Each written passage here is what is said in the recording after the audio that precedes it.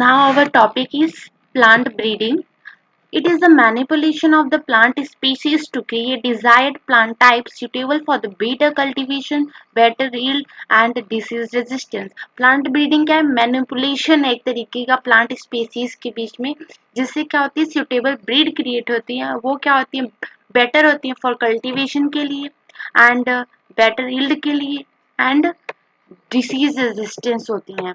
Green revolution आपने heard किया होगा। ग्रीन रेवोल्यूशन के फादर हैं mister M S Swaminathan.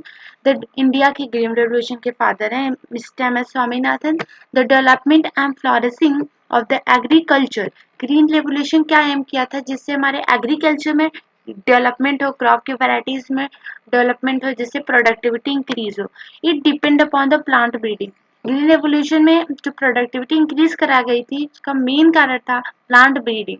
Plant दो वैरायटीज की प्लांट को ब्रीड कराया गया था, जिससे एक नई वैरायटी क्रिएट होती थी जिसकी productivity as well as disease tolerant capability ज्यादा रहती थी। क्लासिकल प्लांट ब्रीडिंग देखिए, classical means traditionally plant breeding किस तरीके से करवाई जाती थी? ये इन्वॉल्व करता था hybridization of the pure lines and artificial selection to produce desired trait. Now molecular genetic tools are used in plant breeding. See, classical में क्या होता है? हाइब्रिडाइज किसी दो प्योर लाइन डिजायर्ड कैरेक्टर वाले प्लांट्स को लेते हैं एंड उनको फिर क्रॉस कराया जाता है, आर्टिफिशियल सिलेक्शन की जाती है, फिर उसमें से जो प्रोजनी होती है और वहाँ पे डिजायर्ड ट्रेड्स आपको प्रोड्यूस हो जाते हैं। बट अब मॉडर्न में क्या हुआ है? अब मॉलिकुलर जेनेटिक टूल्स का यूज करके ब्रीडिंग करवाई जाती है, जिससे प्लांट की प्रोडक्टिविटी अच्छी हो जाए। Desired trait of plant breeding, हम लोग क्या एम करते हैं कि प्लांट ब्रीडिंग से जो ऑफस्प्रिंग हो, जो नई प्लांट प्रोड्यूस हो, उसमें क्या क्या ट्रेट का हम डिजायर करते हैं, एम करते हैं कि उसमें आए। पहला ये कि increased crop yield and quality, crop की यील्ड अच्छी हो, हमारा पहला एम होता है, और उसकी क्वालिटी अच्छी हो। Second one is that increase tolerance to the environmental stresses like salinity, extreme temperature and drought. हमारा दूसरा ये होता है कि वो इन्वायरमेंटल स्ट्रेस को टॉलरेट करे, लाइक वो salinity, extreme temperature and drought को टॉलरेट करे। And increase resistance to the insect, pest and pathogen. क्या होता है अभी क्रॉप में? क्या होता है इंसेक्ट, पेस्ट, पैथोजेंस लग जाते हैं, तो इसलिए क्या होता है हम प्लांट ब्रीडिंग में ये भी एम करते हैं कि वो रेजिस्टेंस हो पर्टिकुलर पैथोजेन के लेकर, इंसेक्ट्स को लेकर। Now step two the plant breeding. Plant breeding की प्रोसीजर्स क्या है, स्टेप क्या है? First one is the collection of genetic variability. हमारा पहला एम ये होता है कि हम जितने भी जेनेटिक वेरिएबिलिटी, पर्टिकुलर ट्रेड जो हम प्लांट में लाना चाहते हैं, उसकी जितनी भी जेनेटिक वेरिएबिलिटी है सबको कलेक्ट करें। इन wild relatives of many crops pre existing genetic variability is available. कुछ वाइल्ड स्पीसीज पहले से प्रेजेंट होती है हमारे लैंड पे, जिसमें ये जेनेटिक वेरिएबिलिटी होती है, जिसको हमें रिक्वायर्ड है। लाइक हमें डिसीज रेजिस्टेंस चाहिए या फिर वो इस लैंड पर ग्रो करे, तो वो ऑलरेडी कहीं ना कहीं वाइल्ड वेराइटीज में प्रेजेंट होते हैं वे जीन, जो इन कैरेक्टर को कंट्रोल करती हैं। Collection and preservation of wild varieties, species and relatives of the cultivated species is prerequisite for the effective exploitation of the natural gene. हमें पहली रिक्वायरमेंट क्या होती है कि हम जो कलेक्शन और प्रिजर्वेशन करें वाइल्ड वैरायटीज की एंड स्पेसीज का, उसमें नेचुरल जीन्स हों जिन्हें हम एक्सप्लॉइट करना चाहते हैं। Okay, next one is the entire collection of the plant seeds having all the alleles and all the genes of a given in a given crop is called germplasm collection. See, germplasm collection क्या होता है? ये definition आप याद कर लें कि क्या होता है। जितनी भी entire पूरी की पूरी plant सीड्स को हम कलेक्ट करें और उसमें सारे एलील्स हो, जीन्स हो किसी पर्टिकुलर कैरेक्टर को लेकर, उसी को कहते हैं germ plasm collection. Now our second step of the plant breeding is that the evolution and selection of the parents। आपने जो germ plasm कलेक्ट किया है, इतनी varieties को कलेक्ट की है, उसको पहले इवेलुएट करें एंड उसमें से सुपीरियर पेरेंट्स को सेलेक्ट करें। That is evolution and selection of parent. The germ plasm is evaluated and identifying the plants with the desired character। जो हमें desired character चाहिए, लाइक हम किसी प्लांट को लाइक हम एक शुगर केन लेते हैं, शुगर केन में हम वो कैरेक्टर लाना चाहते हैं कि वो डिसीज से रेजिस्टेंट हो। तो हमें क्या होगा, जितने भी हमने जर्म प्लाज्म को कलेक्ट किया है उसमें हम आइडेंटिफाई करेंगे कि डिजायर्ड कैरेक्टर किसके पास है। Selection of plants, selected plants are multiplied and used for hybridization। अब क्या होता है, selected plant को क्या करते हैं, मल्टीप्लाई किया जाता है एंड उसको यूज किया जाता है हाइब्रिडाइजेशन के लिए। Pure lines are created where desired and possible. Pure lines हम क्रिएट करते हैं जहाँ पे डिजायर्ड हो और कहाँ पे पॉसिबल हो। क्यों प्योर लाइन क्रिएट करते हैं, क्योंकि प्योर लाइन में क्या होता है, कम्प्लीटली वही जीन्स आ जाते, एक जीन के दोनों कॉमन एलिस आ जाते हैं, तो सेग्रीगेशन की प्रोबेबिलिटी कम रहती है। दैट इज डिजायर्ड ऑफस्प्रिंग के ऑब्टेन करने की प्रोबेबिलिटी बहुत ज़्यादा हो जाती है।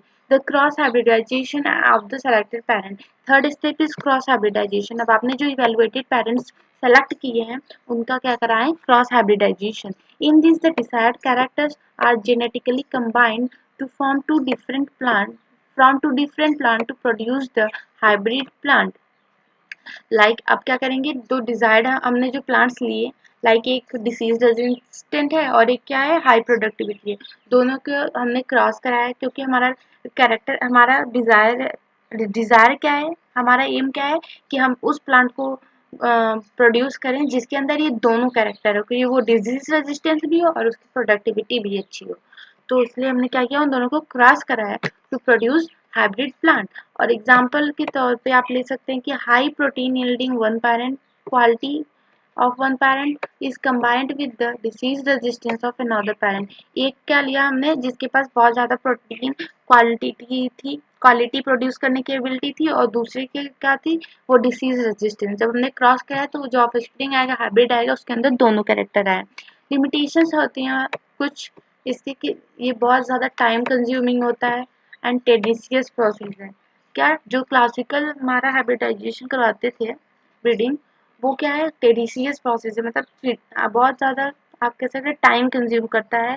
एंड हाइब्रिड में not combine the desired character, usually only hundreds to a thousand crosses shows desirable combination।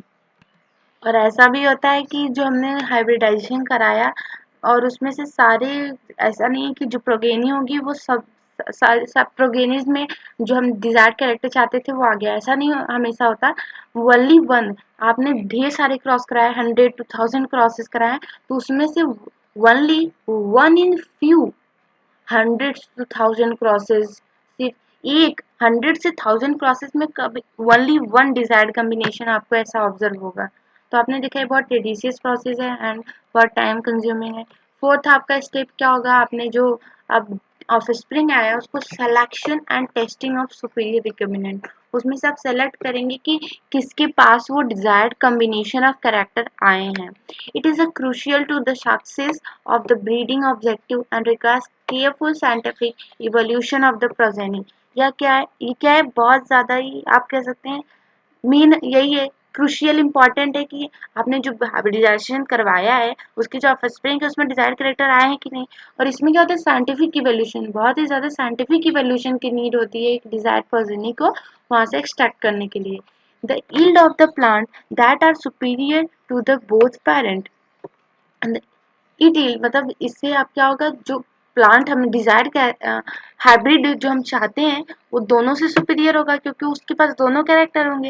And these are self pollinated for several generation till they say uniformity homozygosity so that the character will not segregate in a progeny।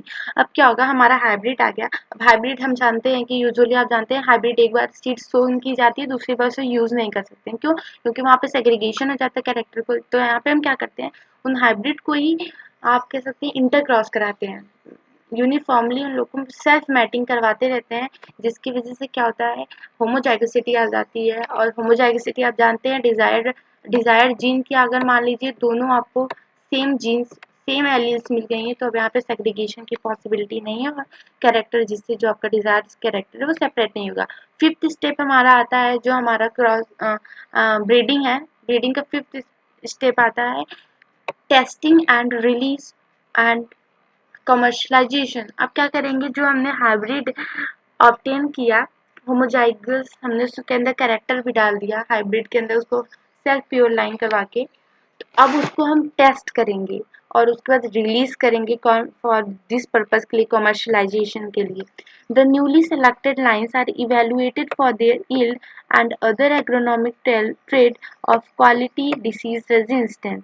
अब क्या होगा, जो जो selected plants है उन्हें field में evaluate मतलब grow कराएंगे और देखेंगे कि क्वालिटी के लिए, डिसीज रेजिस्टेंस के लिए उनके अंदर कैरेक्टर्स को। This is done by growing them in a research field and recording the performance under ideal fertilizers, application, irrigation and other crop management practices। अब हम उसे क्या करेंगे, रिसर्च फील्ड में ग्रो कराएंगे और उसकी परफॉर्मेंस को रिकॉर्ड करेंगे कि अंडर आइडियल फर्टिलाइजेशन हो, इरिगेशन अच्छी करेंगे and other crop management practices related to that. उसके बाद क्या करेंगे, evaluation is followed by testing the material in farmers field at least for 3 growing season at several locations in the country representing all the agronomic climatic zone। The see, अब क्या करेंगे, जो research field में grow कराने के बाद उस जो वहाँ से ऑब्टेंड होगा उसे फिर इवेलुएट करेंगे और टेस्ट करेंगे उस कहाँ पे, फार्मर्स के फील्ड में हम ग्रो कराएंगे और एटलीस्ट 3 growing सीजन्स के लिए और सेवरल लोकेशंस पे, जैसे सभी एग्रोनॉमिक क्लाइमेटिक कंडीशन में हम चेक कर ले कि वो कहाँ पे सूटेबल है ग्रो करने के लिए। उसके बाद क्या होगा, the material is evaluated and comparison to the best available local crop cultivar as a check और अ रेफरल कल्टीवार। अब क्या करेंगे, उसका जो मटेरियल हमसे ऑब्टेन होगा, लाइक हमने क्या किया,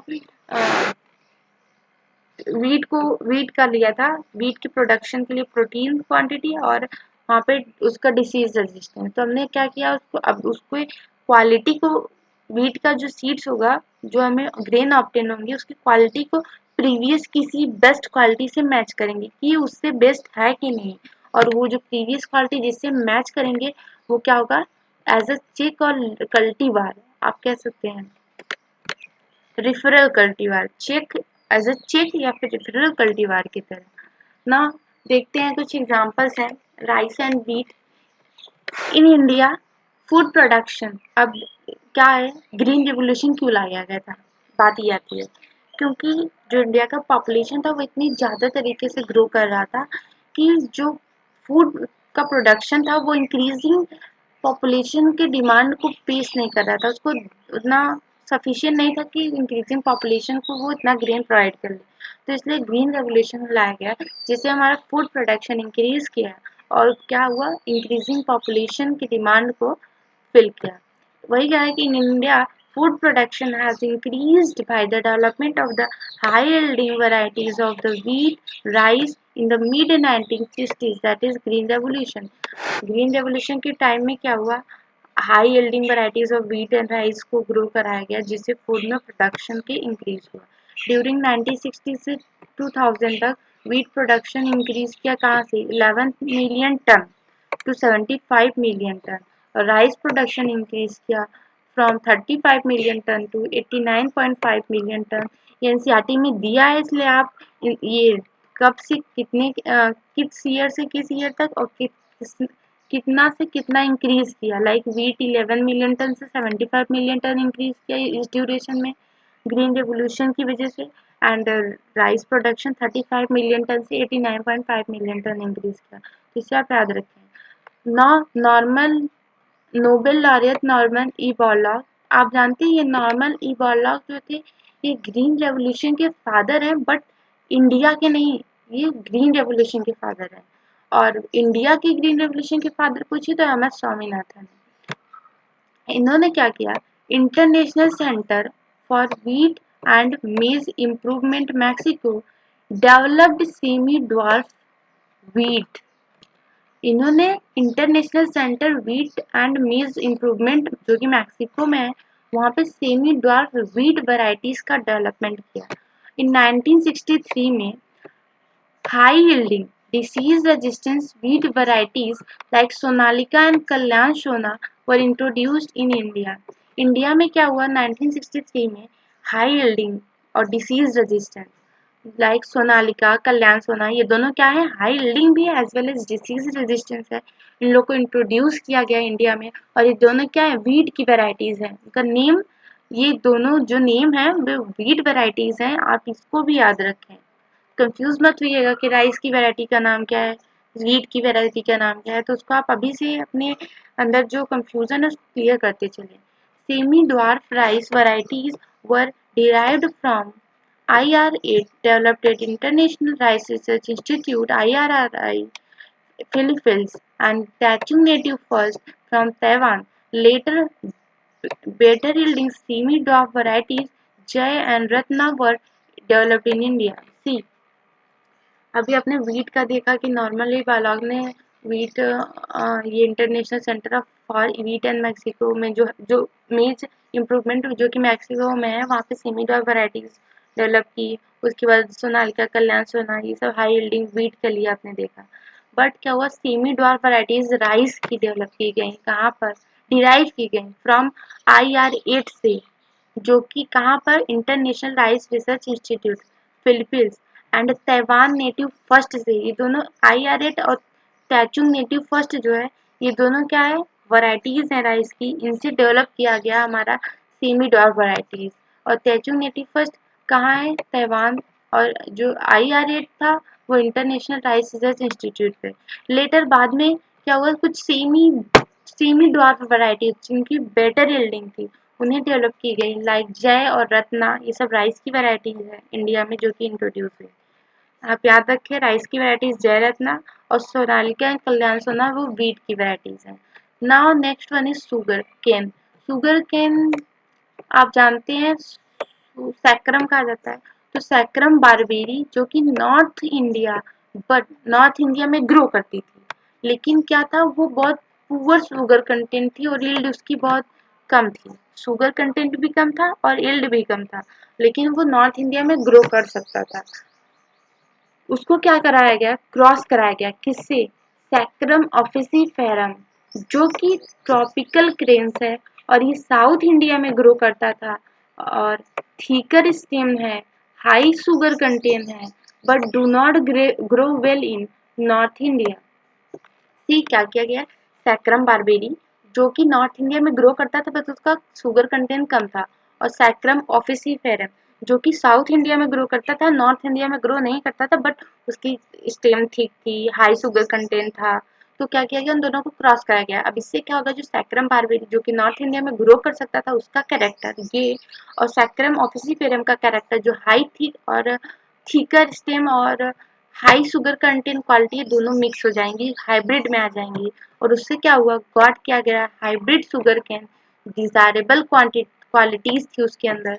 कौन कौन सी क्वालिटीज उस हाइब्रिड के अंदर आई, हाई यील्ड था, थिक स्टेम भी था, हाई शुगर कंटेंट था, और ability to grow in north India, और वो नॉर्थ इंडिया में ग्रो भी कर सकता था। अब मिलेट्स के बारे में दिया है हमारे एनसीईआरटी में कि हाइब्रिड मेज ज्वार बाजरा डेवलप किया गया है इंडिया में, और ये क्या थी, disease resistant to, it includes high yielding varieties थी, और वाटर स्ट्रेस को लेकर रेजिस्टेंट थी। ठीक, कौन, मिलेट्स थे जो कि इंडिया में डेवलप किए, हाइब्रिड मेज ज्वार बाजरा, डीजल। ये भी आपने कुछ एग्जांपल्स देखे हैं जो कि ग्रीन रेवोल्यूशन के टाइम पे या फिर इंडिया में डेवलप किए गए बाय द क्रॉस ब्रीडिंग और क्लासिकल ब्रीडिंग आप कह सकते हैं। Now we will move next one.